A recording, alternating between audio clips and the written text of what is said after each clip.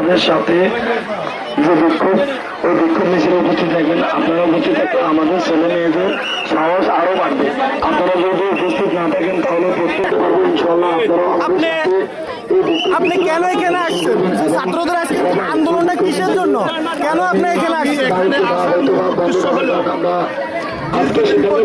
আমাদের এখানে যে ইন্টারমিডিয়েট সেন্টার ছিল, আজকে সেই সেন্টার রাখার দাবিতে ছাত্ররা এখানে যে আন্দোলনে আসছে তাদের দাবি প্রেক্ষিতে আমি তাদের সাথে একমত পোষণ করে আমি আজকে আন্দোলনের সাথে একমত পোষণ করতেছি।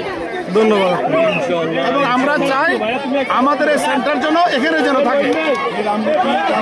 টোটালি অবহেলিত, এখান থেকে কাঠ চলে গেছে, এখান থেকে রেজিস্ট্রি অফিস চলে গেছে, এখান থেকে থানা চলে গেছে, সামান্যতম হল আছে। এই হলটা নিয়ে যে পাইকারা করছে আমরা তার বিরুদ্ধে করতেছি।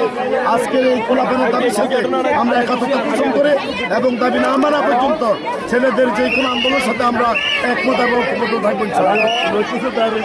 হ্যাঁ, আমাদের দাবি একটাই যে রামগতি বিবেকে বায়োলট আদর্শ উচ্চ বিদ্যালয়ে যে হল ছিল এই হল ঢাকার নিয়ে যাওয়ার প্রতিবাদে ছাত্ররা যে আন্দোলন করতেছে, যে ন্যায্য দাবি, এই দাবিতে আমরা একত্রতা পোষণ করে আমরা তাদের সাথে আন্দোলনে একত্রিত আছি।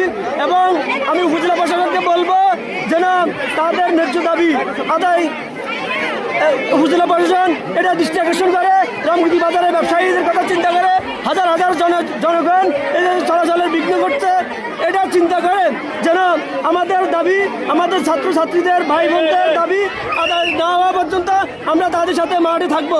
এবং উপজেলা প্রশাসন যেন দ্রুত এটার সুস্থ সমাধান করে এই দাবি করে আমি এই দায়ে আশা ব্যক্ত করে আমি আমার বক্তব্য শেষ করলাম। আল্লাহ হাফেজ।